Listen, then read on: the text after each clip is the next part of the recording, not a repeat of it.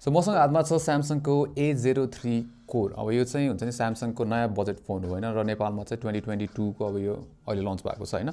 अब A03s चाहिँ हामीले 2021 मा देख्यौ जुन चाहिँ बजेट फोन नै थियो र अब A03 Core हेर्ने हो भने चाहिँ Samsungले अलि डिफरेन्ट कुरा ट्राई गरेको छ कि ल डिजाइनबाटै थाहा हुन्छ है। सो यो पछाडीको सेक्सन जुन ब्याक प्यानल छ हैन त्यसमा चाहिँ लाइक दुईटा खाली प्याटर्न दिएको छ। सो क्यामेरा मोड्युलनिर चाहिँ यो पिन स्ट्राइप जस्तो दिएको छ डायगोनलमा भने अर्को सेक्सनमा चाहिँ यो लेदर लाइक फिल दिन खोजेको छ हैन, टेक्सचर दिन खोजेको छ। र अब मलाई यसको डिजाइन चाहिँ हुन्छ नि यो स्पेसमा बजेट सेक्सनमा चाहिँ युनिक छ प्लस जुन क्यामेरा मोड्युल पुरै सर्कल दिएको छ हैन त्यसले गर्दा नि यसलाई युनिक भाइब दिन्छ हैन बजेट सेक्सनमा चाहिँ। तर लाइक जे कुरा पुल अफ गर्न खोजेको छ अनि त्यसमा चाहिँ म चाहिँ अलि 50-50 छु कि सो हेर्दाखेरि चाहिँ युनिक पनि लाग्छ तर त्यस्तो मलाई एकदम प्रिमियम भाइब पनि दिएको छैन लाइक तर ठिकै छ डिजाइन प्लस बिल्ड क्वालिटी एकदमै ड्युरेबल छ है लाइक फिल्स भेरी गुड हुन्छ नि हातमा समात्दाखेरि पनि एकदम ड्युरेबल फिल हुन्छ। अलिकति हेभी छ हेफ्ट फिल हुन्छ हैन तर लाइक यो कर्भ एजेस भएको कारणले गर्दाखेरि चाहिँ ग्रिप पनि यसको राम्रो छ। त्यसैगरी अगाडिपट्टि चाहिँ सिम्पल जुन चाहिँ हामीले 2021 2020 देखि नै पाएको छौँ वाटर ड्रप नच हैन। त्यसैगरी अब बेजल्सहरू पनि ठिक नै छ त्यस्तो इम्प्रुभमेन्ट्सहरू केही पनि आएको छैन बेजल्सहरूमा। त्यसैगरी बटन्सहरूको कुरा गर्ने हो भने चाहिँ साइडमा भोल्युम बटन पावर बटन र अर्को साइडमा चाहिँ हाइब्रिड स्लट दिएको छ। त्यसैगरी तलपट्टि चाहिँ 3.5mm headphone jack micro USB त्यसैगरी एउटा स्पिकर दिएको छ तर यसमा फिङ्गरप्रिन्ट सेन्सर चाहिँ दिएको छैन। सो त्यो चाहिँ यसको one of the down side हुनसक्छ तर यो रेन्जमा चाहिँ अब हामीले कुनै फोन्समा पाउँछौँ कुनैमा पाउँदैन है। सो त्यो चाहिँ अब हुन्छ नि स्याक्रिफाइसहरू। अब मुभिङ अन टु यसको डिस्प्ले र मलाई चाहिँ लाइक अब 720p डिस्प्ले हो हैन। अब बजेट फोन्सहरूमा हामीले यही एक्सपेक्ट गर्छौँ 720p।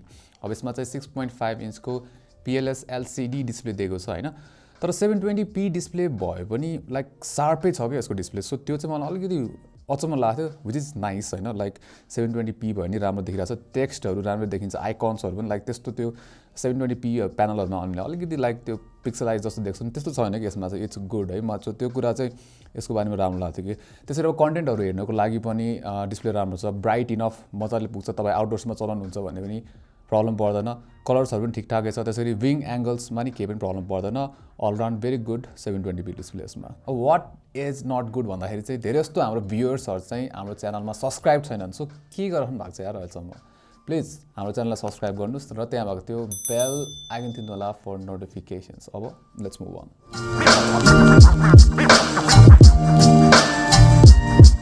अब रियर क्यामेरा मोड्युल चाहिँ यसको इन्ट्रेस्टिङ छ हैन र अब क्यामेराहरूको कुरा गर्दाखेरि पछाडिपट्टिको जुन यो छ त्यो चाहिँ 8 मेगापिक्सलको हो भने अगाडिपट्टि चाहिँ 5 मेगापिक्सलको चाहिँ क्यामेरा दिएको छ यसमा हैन र क्यामेरा क्वालिटी चाहिँ दुवै अगाडि र पछाडि चाहिँ अब हामीले हुन्छ नि यो बजेट फोनबाट हामीले जतिको एक्सपेक्ट गर्छौँ नि त्यो अनुसार डिसअपोइन्ट चाहिँ भइँदैन है। सो दुवै अगाडि पछाडिबाट चाहिँ हामीले लाइक सिचुएसन अनुसार लाइट राम्रो छ भने चाहिँ फोटोजहरू ठिकठाकै आउँछ राम्रै आउँछ हैन इनफ लाइट छ भने लाइक बजेट अनुसार तर स्याडोजमा र हाइलाइट्सहरूमा चाहिँ अलिकति स्ट्रगल चाहिँ गर्छ है तर ओभरअल क्वालिटी राम्रै छ। त्यसै गरी अब डिटेल्सहरू अफ कोर्स हैन बजेट फोन्सहरूमा हामीले एक्सपेक्ट गरे जस्तो त्यतिको राम्रो चाहिँ हुँदैन। त्यसै गरी अब नाइट फोटोजहरू कुरा गर्ने हो भने त अभियसली ब्लरी आउँछ हैन त्यति राम्रो हुँदैन ग्रेनी हुन्छ फोटोजहरू जुन चाहिँ हामीले बजेट फोन्सहरूमा अब सबै फोन्सहरूमा त्यही हो। र भिडियोजहरू चाहिँ यसले 1080p FHD 30 FPS सम्म चाहिँ खिच्न सक्छ पछाडि क्यामेरा र क्वालिटी अब लाइक एभरेज एज एक्सपेक्टेड त्यतिको राम्रो चाहिँ हुन्न। Samsungले चाहिँ A03 korma SC9863A युनिसकको chipset use गरेर राखेको छ हैन। अब यो र पर्फर्मेन्स हेर्ने हो भने चाहिँ त्यति राम्रो चिपसेट चाहिँ हैन तर बजेट फोनको लागि चाहिँ यो चिपसेट ठिकठाकै काम गर्छ। अब यो फोनको कुरा गर्ने हो भने यसमा चाहिँ 2GB ऱ्याम 32GB को स्टोरेज दिएको छ। अब त्यो 2022 मा चाहिँ अलिकति थोरै चाहिँ लाग्ला हैन तर बजेट फोन्सहरूमा हामीले युजुअली यही एक्सपेक्ट गर्छौँ अराउन्ड यो प्राइस रेन्ज हैन। अब यसको हुन्छ नि तपाईँले नर्मल टास्कहरू जस्तै अब कल्सहरू भिडियो स्ट्रिमिङ त्यसै युट्युबहरू चलाउने र हुन्छ नि एप्सहरू चलाउँदाखेरि हुन्छ नि मल्टिटास्क बाहेक सिङ्गल एपहरू चलाउँदाखेरि पर्फर्मेन्स राम्रै छ क्या। अब एप लोडिङ टाइम चाहिँ हल्का धेरै छ हैन त्यो ऱ्याम थोरै भएको कारणले गर्दाखेरि तर जुन एप युज गर्दाखेरिको स्क्रलिङहरू हुन्छ त्यो चाहिँ स्मुथै फिल हुन्छ। सो हुन्छ नि त्यस्तो खतरा नभए पनि आई थिङ्क रेस्पोन्सिभ छ क्या होस् त्यति ल्यागी चाहिँ भन्नु मिल्दैन यो फोनलाई। तर तपाईँले अब मल्टिटास्किङहरू गर्नुहुन्छ र हुन्छ नि अलिकति हेभी टास्कहरू गर्नुहुन्छ भने चाहिँ अफकोर्स अब यो रेन्ज अनुसार फोन अलिक स्लो चाहिँ फिल हुन्छ। त्यसै गरी अब यसको जुन गेमिङ केपेबिलिटीको कुरा गर्ने हो भने अब हामीले यसमा PUBG लोएस्ट सेटिङ्समा ट्राई गरेर हेरेको थियौँ र चल्छ है जो प्लेएबलै छ लो सेटिङ्समा तर हुन्छ नि अब त्यति मजा आउँदैन जुन चाहिँ अब हामीले धेरै जस्तो बजेट फोन्सहरूमा यस्तै नै हुन्छ पर्फर्मेन्स हैन।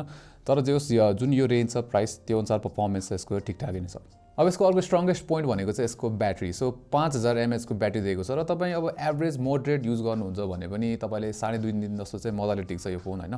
तर चार्जिङ चाहिँ यसको स्लो छ अब 10 वाट मात्र दिएको छ चार्जर हैन। सो त्यसले गर्दाखेरि तपाईँलाई जुन 0 देखि 100 सम्म पुग्नलाई चाहिँ हुन्छ नि 3 घण्टा जस्तो लाग्छ त्यो चाहिँ अलि नराम्रो छ त्यसैगरी अब यसमा स्पिकर सिंगल स्पिकर मात्र हो बटन फायरिङ हैन र अब स्पिकर चाहिँ हामीले बजेट फोनबाट एक्सपेक्ट गरेको जस्तो त्यतिको राम्रो छैन क्ल्यारिटी हैन तर लाउडनेस चाहिँ ठिकठाकै छ प्लस अर्को यसको राम्रो कुरा भनेको चाहिँ लाउड हुन्छ नि सबभन्दा म्याक्स भोल्युममा त्यति डिस्टर्ट चाहिँ हुँदैन अब सफ्टवेयर वाइज चाहिँ यसमा एन्ड्रोइड 11 को गो एडिसन दिएको छ जसको माथि चाहिँ One UI को स्किन हालेको छ र अब यसको सफ्टवेयर भित्र गएर हेर्यो भने चाहिँ One UI भनेर चाहिँ काहीँ पनि मेन्सन चाहिँ गरेको छैन हैन सो एन्ड्रोइड 11 गो नै हो जसमा चाहिँ एन्ड्रोइडको लाइक One UI को स्किन दिएको छ हैन अब यसको राम्रो कुरा भनेको यही हो कि यसको ओएस एकदमै अप्टिमाइज छ है लाइक एनिमेसन्सहरु एकदमै स्मुथ छ र यसले गर्दा नि फोन चाहिँ फास्ट फिल हुन्छ लाइक खतरा चिपसेट नभए पनि फोन फास्ट हुन्छ फिल हुन्छ है रेस्पोन्सिभ फिल हुन्छ सफ्टवेयरले गर्दाखेरि सो त्यस्तै कुरा गर्दाखेरि अर्को भनेको अब यसमा जुन थर्ड पार्टी एप्सहरु छ त्यो चाहिँ Samsungको आफ्नै एप्सहरु छ प्लस माइक्रोसफ्टको हल्का एप्सहरु भेटिन्छ नत्र त्यो बाहेक त्यस्तो धेरै ब्लोटरहरु चाहिँ छैन